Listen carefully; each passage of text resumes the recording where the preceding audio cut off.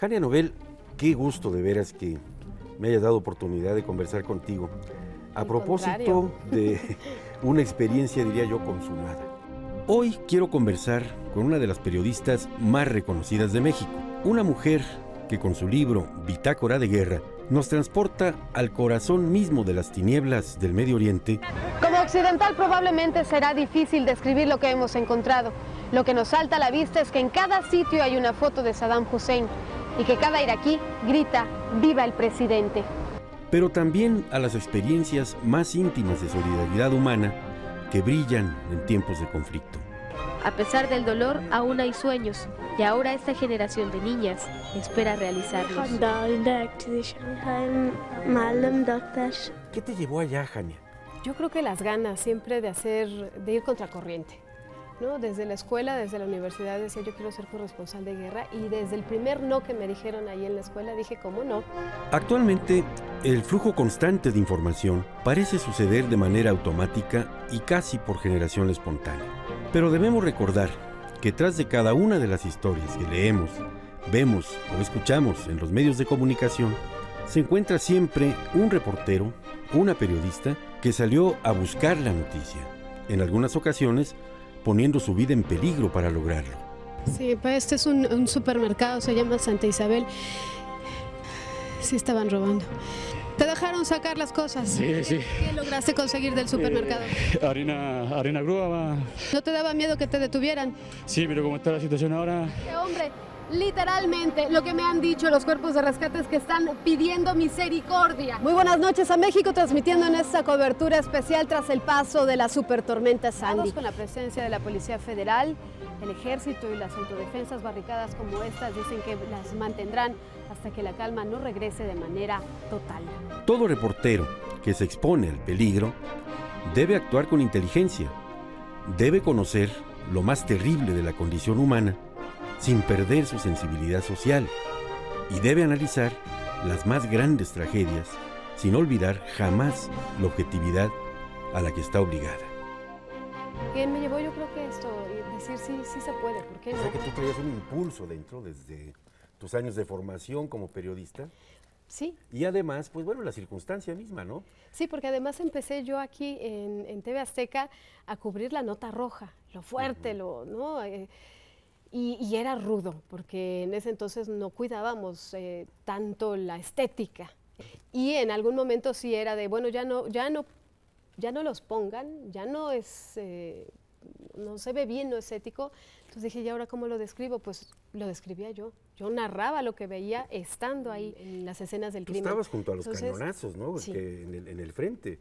Veías a las tropas movilizarse, veías gente pues en actitud bélica, ¿no? Entramos a Irak varias veces y previo incluso, hay una cosa que yo la describo como es las zonas de guerra, las zonas de conflicto previo a la guerra, la preguerra, el conflicto en sí, cuando estalla la bomba, y las zonas postguerra, que es distinta lo que se vive, lo que se siente, lo que se sufre, el ambiente es diferente. Entonces, yo llegué a Irak antes, incluso fui en el referéndum de Saddam Hussein y era un Irak, ¿no? Cómo se palpaba, cómo se sentía, lo que se percibía de la gente, los niños, las mujeres, y conocía ya más o menos, había mapeado al país.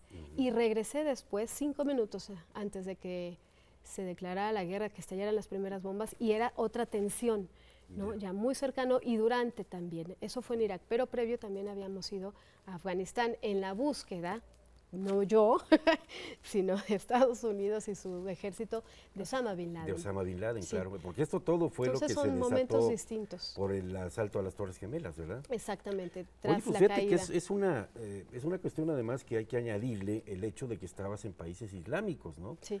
Donde, bueno, la mujer por tradición y por religión, pues ocupa un lugar muy particular, por llamarlo de alguna manera. Sí, Y por ser elegantes. Sí, por llamarlo así.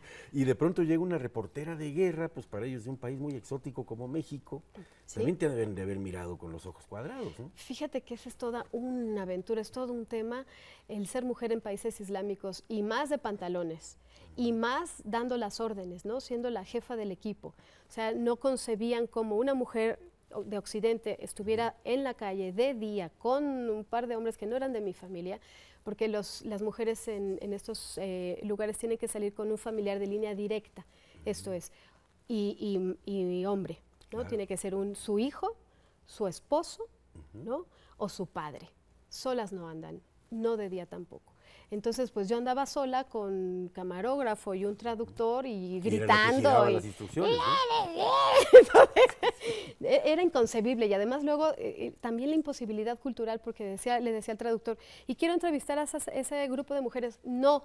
Yo, ¿cómo no? No, porque yo no puedo acercarme a ellas, yo no puedo hablarles de manera directa a una mujer en la calle, estás loca, ¿no? Y entonces era todo un tema trabajar así. La experiencia de Hania Nobel, al igual que la de cientos de reporteros, nos recuerda que la profesión del periodismo no es un asunto para gente pusilánime. Porque en muchas ocasiones, incluyendo aquí mismo en nuestro México, la seguridad de un periodista se encuentra seriamente comprometida, lo que hace a esta profesión algo muy lejano a un simple pasatiempo. El primer golpe que yo di en mi vida, ¿qué golpe? ¿Así un punch? Fue en Irak, porque se pasaron un poquito en un stand, los stands que hacemos en televisión, te paras frente a la cámara y das tu speech, tu discurso. Entonces se me empezó a motinar la gente a mi alrededor, el camarógrafo estaba enfrente, no podía ayudarme y ya te imaginarás. Entonces en cuanto sentí, volteé y dije, ¡tú fuiste! ¡Pum! Eso no se lo cuento a nadie. Pero te ganaste el respeto. Salvo en el además, libro, ¿no? Sí. No se imaginaban que una chava, ¿no? Porque además en esos años, ya pasaron unos cuantos, pues estaba más chiquita, que una chava sola entre una multitud de hombres se atreviera no solo a hablarles, sino voltearles un jack, un derechazo. Porque fíjate, te iba a preguntar a propósito de esto, del miedo. Yo recuerdo que estábamos en Jordania con Daniel Sangiado, sí. Y en ese momento fue que lanzaron los israelíes un misil, ¿sí? a Siria. Entonces Daniel de inmediato me dijo, maestro, vámonos ahí. Claro. Hay que agarrar, traemos la cámara, aquí está el intérprete. Ahí está la nota. Yo dije, Daniel, pero por el amor de Dios, ¿pero por qué? Me dice, porque estamos aquí y el hecho, el acontecimiento está teniendo lugar, no lo podemos perder. Sí. ¿De dónde sacan los reporteros eso? Tenemos una frase, estamos un poco locos. Tenemos una frase así de Diosito, que no pase nada hoy, pero si pasa, ponme ahí. Para contarlo, para narrarlo. A mí me gusta pensar que tenemos esta maravillosa profesión en donde podemos contar la historia a través de nuestra pluma, que quedará justo en los libros para la posteridad, para la historia. Entonces, este momento, todos los momentos que nos toca vivir a nosotros, los reporteros, son únicos, porque los vamos a plasmar en un medio de comunicación. La televisión, la radio, los medios electrónicos son una maravilla porque te permiten estar ahí en la inmediatez, pero son efímeros. Entonces, una vez que ya pasé del asunto de la televisión y ya conté los hechos, las reglas del periodismo, ¿no? El qué, cuándo, cómo, por qué, y todavía me permito, si da tiempo en nuestros géneros periodísticos, explicar el para qué, ¿no? Que eso es ya más complicado, ya requiere mucha más investigación. Bueno, eso que uno no interfiere en estas noticias, porque nosotros no somos la noticia, aquí ya me doy la oportunidad de decir quién soy, qué sentí, qué lloré. Medir la economía del país, ya que la tasa de desempleo es muy alta y el poder adquisitivo muy bajo. Y mientras en las ciudades el alimento escasea, salimos un poco a provincia y observamos que los animales están muriendo, además de la pestilencia y las enfermedades que estos provocan. Estamos en el interior del edificio probablemente más importante de todo Haití. Es el Palacio Nacional y orgullosamente podemos decir que estamos porque una misión de mexicanos está trabajando aquí. Los fuertes vientos en esta zona no tuvieron compasión. Además, un centenar de casas quedaron completamente hechos cenizas.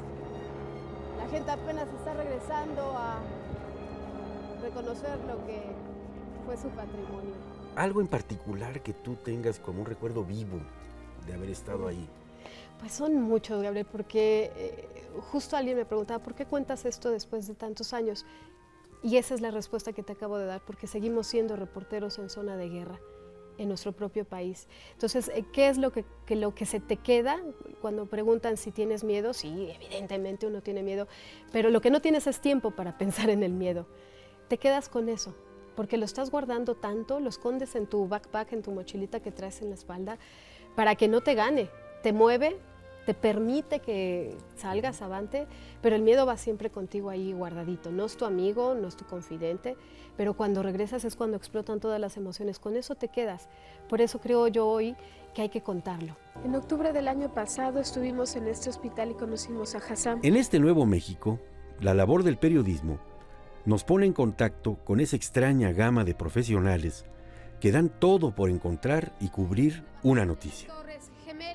Por ejemplo, hay un tip que platico ahí en el libro. Tienes que ir avisándole a alguien, no importa, aunque sea tu competencia, que vas a salir solo, en algún caso, como yo, que estoy medio loca, porque es preferible que salgas en grupos, por si falta alguien, por si te pasa algo, por si te asaltan, por si te secuestran.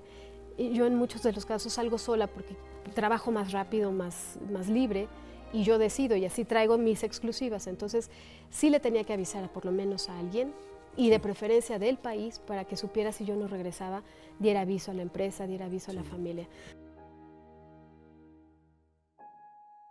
Debes de entender el lado oscuro del humano, para entonces pensar que sí hay esperanza del lado brillante, del lado donde da la luz. Esa es la importancia de tu trabajo, ¿no, Jania? Mostrarle a la gente esas realidades. Sí.